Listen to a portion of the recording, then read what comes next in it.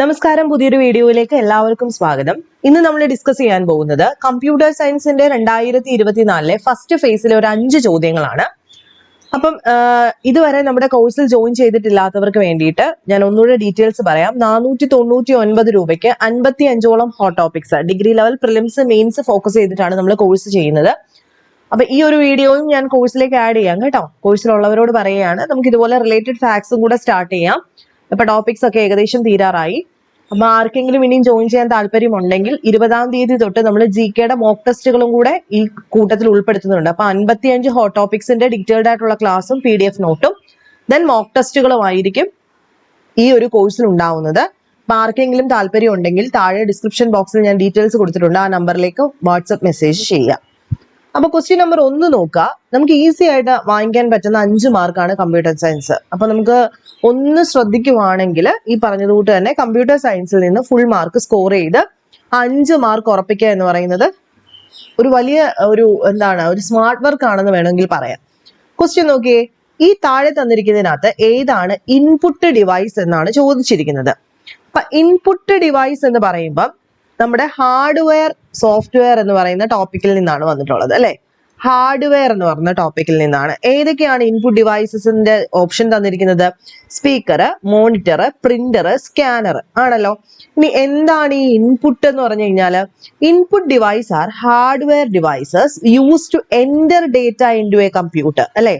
അതായത് കമ്പ്യൂട്ടറിനകത്തേക്ക്, അതായത് കമ്പ്യൂട്ടറിലേക്ക് വിവരങ്ങളും നിർദ്ദേശങ്ങളും നൽകുന്നതിനെയാണ് നമ്മൾ എന്ത് വിളിക്കുന്നത്? ഇൻപുട്ട് എന്ന് വിളിക്കുന്നത് അല്ലെ. ഇൻപുട്ട് ഡിവൈസസ് എന്ന് പറഞ്ഞാൽ അങ്ങോട്ട് അകത്തേക്ക് എന്നുള്ളതാണ്, കൊടുക്കുന്നത്. അപ്പൊ ഇവിടെ സ്കാനർ എന്താ ചെയ്യുന്നത്? കൺവേർട്ട് ചെയ്യും. നമ്മൾ സ്കാൻ ചെയ്യുമ്പോൾ എന്താ സംഭവിക്കുന്നത്? ഫിസിക്കൽ ഡോക്യുമെന്റ്സിനെ അല്ലെങ്കിൽ ഇമേജസിനെ ഡിജിറ്റൽ ഫോമിലേക്ക് കൊടുക്കുക ചെയ്യുന്നത്. സ്കാൻ ചെയ്യാൻ മീൻസ് നമ്മൾ കൊടുക്കുന്ന ഇപ്പൊ ഒരു സർട്ടിഫിക്കറ്റ് സ്കാൻ ചെയ്യണമെങ്കിൽ സർട്ടിഫിക്കറ്റിന്റെ ഫിസിക്കൽ ഡോക്യുമെന്റ് നമ്മൾ അവിടെ വെച്ചിട്ട് നമ്മൾ എന്താണ് ഡിജിറ്റൽ ഫോമിലേക്ക് കമ്പ്യൂട്ടറിലേക്ക് സെൻഡ് ചെയ്യുക ചെയ്യുന്നത്. സോ അകത്തേക്ക് കൊടുക്കുന്നത് ഈ കൂട്ടത്തിൽ സ്കാനർ ആണ്. അതുകൊണ്ട് ഓപ്ഷൻ D ആണ്, സ്കാനർ ആണ് ആൻസർ ആയിട്ട് വരുന്നത്. പ്രധാനപ്പെട്ട മറ്റ് ഇൻപുട്ട് ഡിവൈസസ് ഏതൊക്കെയാണ്? കീബോർഡ് എന്ന് പറയുമ്പോൾ നമ്മൾ ടൈപ്പ് ചെയ്ത് അകത്തേക്ക് കൊടുക്കുവാണ് നിർദ്ദേശങ്ങൾ അല്ലെ. അതുപോലെ മൗസ് ഒരു ഇൻപുട്ട് ഡിവൈസർ ആണ്, മൗസ്. അതുപോലെ ഡിജിറ്റൽ ക്യാമറ ഒരു ഇൻപുട്ട് ഡിവൈസ് ആണ്, ഡിജിറ്റൽ ക്യാമറ എന്ന് പറയുന്നത്. ദെൻ സ്കാനർ, ഈ പറഞ്ഞുകൊണ്ട് സ്കാനർ. ടച്ച് പാഡ് ഉണ്ടല്ലോ, നമ്മുടെ ടച്ച് പാഡ് എന്ന് പറയുന്നത് ഒരു ഇൻപുട്ട് ഡിവൈസർ ആണ്. പിന്നെ ലൈറ്റ് പെൻ ഉണ്ടല്ലോ, അതൊരു ഇൻപുട്ട് ഡിവൈസർ ആണ്. Then optical mark reader OMR എന്ന് പറയുന്നത് ഒരു ഇൻപുട്ട് ഡിവൈസ് ആണ്, എഴുതി വെക്കുക. OMR ഒരു ഇൻപുട്ട് ഡിവൈസർ ആണ്. അതുപോലെ ഒപ്റ്റിക്കൽ ക്യാരക്ടർ റീഡർ അല്ലെങ്കിൽ OCR എന്ന് പറയുന്നത് ഒരു ഇൻപുട്ട് ആണ്. ഓക്കെ, ജോയ്സ്റ്റിക്ക് ഒരു ഇൻപുട്ട് ഡിവൈസർ ആണ്. അപ്പൊ ഇതെല്ലാം എന്ന് പറയുന്നത് എന്താണ്? കമ്പ്യൂട്ടറിലേക്ക് വിവരങ്ങളും നിർദ്ദേശങ്ങളും പുറത്തുനിന്നും നൽകുന്ന ഉപകരണങ്ങളാണ് അല്ലെ. അപ്പൊ ഇൻപുട്ട് വിവരങ്ങളെ കമ്പ്യൂട്ടറിന് മനസ്സിലാകുന്ന ബൈനറി വിവരങ്ങളാക്കി മാറ്റുന്ന ഉപകരണങ്ങളാണ് എന്തെന്ന് പറയുന്നത്? ഇൻപുട്ട് ഉപകരണങ്ങൾ എന്ന് പറയുന്നത്. ഓക്കെ ആണല്ലോ. അപ്പൊ ഇതാണ് ഇൻപുട്ട് ഡിവൈസസ്. താഴെ തന്നിരിക്കുന്നതിനകത്ത് സ്കാനർ ആണ്. അപ്പൊ നോക്കുക, ബാക്കി സ്പീക്കർ എന്ന് പറയുന്നത് എന്താണ്? ഒരു ഔട്ട്പുട്ട് ഡിവൈസ് ആണ്. എന്തിനു വേണ്ടിയിട്ട്? അതായത് സൗണ്ട് പ്രൊഡ്യൂസ് ചെയ്യുന്നതാണ് സ്പീക്കർ, അതൊരു ഔട്ട്പുട്ട് ഡിവൈസ് ആണ്. മോണിറ്റർ നമുക്ക് ഇൻഫർമേഷൻസ് ഇൻപുട്ട് കൊടുത്തു തിരിച്ചിങ്ങോട്ട് കാണാൻ പറ്റുന്നു അല്ലെ, ഡിസ്പ്ലേ ഇൻഫർമേഷൻ ആണ് മോണിറ്റർ. പ്രിന്റർ എന്താണ്? ഡോക്യുമെന്റ്സിനെ നമ്മൾ ഔട്ട്പുട്ട് ഡിവൈസ് ആണ്, പ്രിന്റ് ചെയ്ത് എടുക്കുകയാണ് ചെയ്യുന്നത്. അപ്പൊ ഇൻപുട്ടും ഔട്ട്പുട്ടും തമ്മിലുള്ള വ്യത്യാസങ്ങൾ മനസ്സിലാക്കി വെക്കുക. പ്രധാനപ്പെട്ട ഔട്ട്പുട്ട് ഡിവൈസസ് ആണ് ഒന്ന് പ്രിന്റർ, മോണിറ്റർ, അതുപോലെ തന്നെ സ്പീക്കർ, പ്രൊജക്ടർ. ഇനിയും ചോദിച്ചാൽ എഴുതിക്കോണം. പ്രൊജക്ടർ, അതുപോലെ ഹെഡ്ഫോണ്, അതുപോലെ വീഡിയോ കാർഡ്. ഓക്കെ, ഇതെല്ലാം തന്നെ എന്താണ്? പ്ലോട്ടർ. ഇതൊക്കെ തന്നെ എന്താണ്? ഒരു ഔട്ട്പുട്ട് ഡിവൈസസ് ആണെന്ന് വേണമെങ്കിൽ നമുക്ക് പറയാം.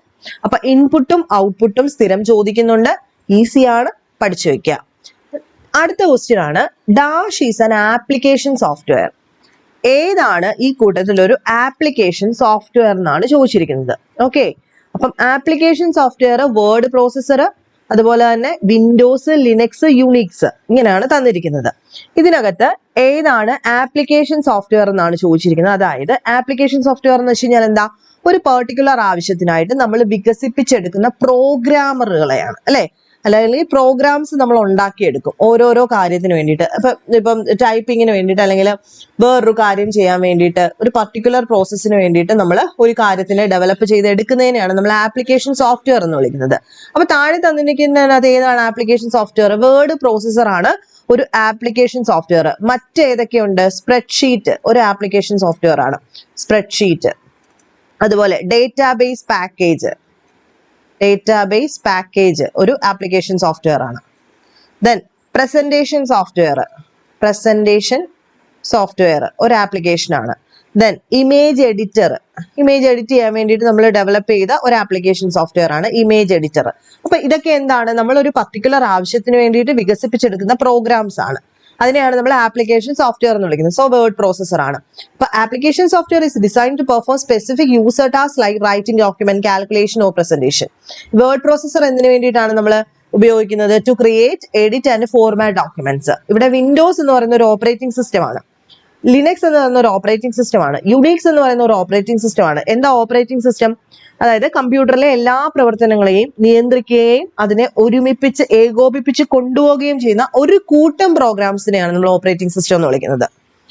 എന്താ വ്യത്യാസം? ഓപ്പറേറ്റിംഗ് സിസ്റ്റം എന്ന് വെച്ച് കഴിഞ്ഞാൽ എന്താണ്? ഒരു ആ കമ്പ്യൂട്ടറിലെ സകല പ്രോഗ്രാമുകളെയും അല്ലെങ്കിൽ സകല പ്രവർത്തനങ്ങളെയും നിയന്ത്രിക്കുന്നു, അതിനെ ഒരുമിപ്പിച്ച് ഏകോപിപ്പിച്ചിട്ട് കൊണ്ടുപോവുകയും ചെയ്യുന്ന ഒരു കൂട്ടം പ്രോഗ്രാം അടങ്ങുന്നതിനെയാണ് നമ്മൾ ഓപ്പറേറ്റിംഗ് സിസ്റ്റം എന്ന് വിളിക്കുന്നത്. എന്നാൽ ഇവിടെ ആപ്ലിക്കേഷൻ സോഫ്റ്റ്വെയർ എന്താ? ഒരു പർട്ടിക്കുലർ ആവശ്യത്തിന് വേണ്ടിയിട്ട് നമ്മൾ വികസിപ്പിച്ചെടുക്കുന്ന പ്രോഗ്രാമാണ്, ഒറ്റ പ്രോഗ്രാമാണ്. ഇവിടെ ഓപ്പറേറ്റിംഗ് സിസ്റ്റം എന്ന് വെച്ച് കഴിഞ്ഞാൽ എന്താ വ്യത്യാസം എന്ന് പറയുന്നത്? കമ്പ്യൂട്ടറിലെ എല്ലാ പ്രവർത്തനങ്ങളെയും നിയന്ത്രിക്കുകയും ഏകോപിപ്പിക്കുകയും ചെയ്യുന്ന ഒരു കൂട്ടം പ്രോഗ്രാമുകളെയാണ് നമ്മൾ ഓപ്പറേറ്റിംഗ് സിസ്റ്റം എന്ന് വിളിക്കുന്നത്, ഇല്ലയോ?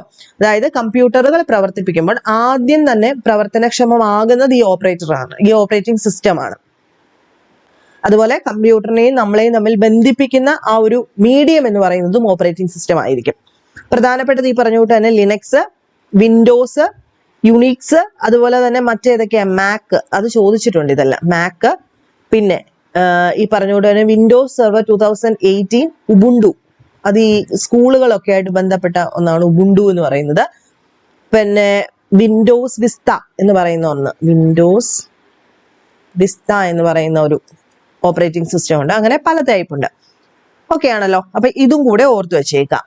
ഇനി നെക്സ്റ്റ് മൂന്നാമത്തെ ചോദ്യം ഈസി ആയിട്ടുള്ള ഒരു ചോദ്യമാണ്. നെറ്റ്വർക്കിനെ പറ്റിയിട്ടാണ്. നമ്മൾ പഠിച്ചിട്ടുണ്ട് ലാന്, വാന്, പാന് ഒക്കെ, പാനല്ല ലാന്, വാന് ഒക്കെ പഠിച്ചിട്ടുണ്ടല്ലോ. അപ്പൊ network that span over A large geographical area. ഒരു വലിയ ജിയോഗ്രഫിക്കൽ ഏരിയയിലേക്ക് നെറ്റ്വർക്ക് പോകണമെങ്കിൽ താഴെ തന്നിരിക്കുന്നതിനകത്ത് ഏത് നെറ്റ്വർക്കാണ് അവിടെ ഉപയോഗിക്കുന്നത്? ഏതാണ് വലിയ നെറ്റ്വർക്ക്? ജിയോഗ്രഫിക്കൽ ഏരിയ വലുതാണെങ്കിൽ അവിടെ വാൻ ആണ് ഉപയോഗിക്കുന്നത്, അല്ലെ? വൈഡ് ഏരിയ നെറ്റ്വർക്ക് ആണ്. അപ്പം it connects computer over large geographical area such as countries or continents. അപ്പം ഇന്റർനെറ്റ് എന്ന് പറയുന്നത് എന്താണ്? ഒരു വാൻ ആണ്, അല്ലെ? ഇന്റർനെറ്റ് എന്ന് പറയുന്ന ഒരു വാൻ ആണ്, വൈഡ് ആണ്. അതായത് രാജ്യങ്ങളെ തമ്മിലും അല്ലെങ്കിൽ കോണ്ടിനെന്റ്സിനെ തമ്മിലും ബന്ധിപ്പിക്കുന്നതാണ് ഈ പറഞ്ഞതുപോലെ ഇന്റർനെറ്റ് എന്ന് പറയുന്നത്. ലാൻ എന്ന് പറഞ്ഞു കഴിഞ്ഞാൽ എന്താ? ലോക്കൽ ഏരിയ നെറ്റ്വർക്കിംഗ് ആണ്. അതായത് ഏതെങ്കിലും ഒരു ലോക്കൽ ആയിട്ടുള്ള കുഞ്ഞൊരു ഏരിയ എടുക്കുന്നു, ഒരു ഓഫീസ് അല്ലെങ്കിൽ ഒരു നഗരസഭ അല്ലെങ്കിൽ ഒരു പഞ്ചായത്ത്, ഒരു സ്കൂള്, അതിലെ ആ ഒരു ഏരിയയിലുള്ള നെറ്റ്വർക്കാണ് ലാൻ ഉപയോഗിക്കുന്നത്. PAN means personal area network ആണ്. ഒരു കുഞ്ഞൊരു ബ്ലൂടൂത്ത് കണക്ഷൻ പോലെ, very small range like Bluetooth connection. Bus network ഉണ്ട് എന്ന് വെച്ച് കഴിഞ്ഞാൽ എന്തായിരിക്കും? A network topology not a geographical network type. അതായത് ഒരു നെറ്റ്വർക്ക് ടോപ്പോളജിയാണ് ബസ് നെറ്റ്വർക്ക് എന്ന് വിളിക്കുന്നത്, ഒരു ജിയോഗ്രഫിക്കൽ നെറ്റ്വർക്ക് ടൈപ്പ് അല്ലാതെ. ഓക്കെ ആണല്ലോ? അപ്പൊ ഇത്രയുമാണ് അവിടെ ഓർക്കേണ്ടത്. ഇനി അടുത്തത്, an application software used to view a web page. ഒരു ആപ്ലിക്കേഷൻ സോഫ്റ്റ്വെയർ ഈ കൂട്ടത്തിൽ ഒരു വെബ് പേജ് കാണണമെങ്കിൽ, നമുക്കൊരു വെബ് പേജ് കാണണം, അപ്പൊ നമ്മൾ ഏതാ ഉപയോഗിക്കുന്നത്? നമ്മൾ എന്ത് ചെയ്യും? ബ്രൗസ് ചെയ്യും, അല്ലെ? ബ്രൗസർ ഉപയോഗിക്കും. അപ്പൊ വെബ് ബ്രൗസർ എന്ന് വെച്ച് കഴിഞ്ഞാൽ എന്താണ്? ഒരു സോഫ്റ്റ്വെയർ ആണ്. അതായത് നമുക്ക് ഒരു വെബ്സൈറ്റ്, ഇന്റർനെറ്റ് ഉപയോഗിച്ചിട്ട് ഒരു വെബ്സൈറ്റ് കാണണമെങ്കിൽ നമ്മൾ ഉപയോഗിക്കുന്നതാണ് ബ്രൗസർ എന്ന് പറയുന്നത്. എന്നാൽ ഇവിടെ പറഞ്ഞിരിക്കുന്ന മറ്റു പലതും, ഇമെയിൽ എന്തിനാണെന്ന് നമുക്കറിയാം, HTML എന്താണെന്ന് നമുക്കറിയാം, സ്പ്രെഡ്ഷീറ്റ് എന്താണെന്ന് നമുക്കറിയാം. ഇവിടെ പ്രധാനമായിട്ടും ചോദിക്കുന്നത് എന്താണ്? ഒരു വെബ് പേജ് കാണണമെങ്കിൽ നമ്മൾ ഏത് സോഫ്റ്റ്വെയർ ഉപയോഗിക്കണം? ബ്രൗസർ ഉപയോഗിക്കണം. ഏതൊക്കെ ടൈപ്പ് ബ്രൗസേഴ്സ് ആണുള്ളത്? നമ്മൾ ഗൂഗിൾ ക്രോം കണ്ടിട്ടുണ്ട്, മോസില്ല ഫയർഫോക്സ് കണ്ടിട്ടുണ്ട്, മൈക്രോസോഫ്റ്റ് എഡ്ജ് കണ്ടിട്ടുണ്ട്. അങ്ങനെ പല ടൈപ്പ് ബ്രൗസേഴ്സ് ആണുള്ളത്. ഈ ബ്രൗസേഴ്സിനകത്ത് ഏത് കയറി നോക്കിയാലും നമുക്ക് എന്ത് കാണാൻ പറ്റും? ഒരു പർട്ടിക്കുലർ വെബ് പേജ് നമുക്ക് കാണണമെന്നുണ്ടെങ്കിൽ, സെർച്ച് ചെയ്യണമെങ്കിൽ നമുക്കിത് ഉപയോഗിക്കാനായിട്ട് സാധിക്കും. ഇമെയിൽ മെസ്സേജസ് സെൻഡ് ചെയ്യാനാണ്. HTML എന്ന് പറയുന്ന ഒരു മാർക്കപ്പ് ലാംഗ്വേജ് ആണ് വെബ് പേജസ് ഉണ്ടാക്കാനുള്ളത്. സ്പ്രെഡ്ഷീറ്റ് എന്താണ്? ഒരു ആപ്ലിക്കേഷൻ ആണ്, used for the calculation purpose.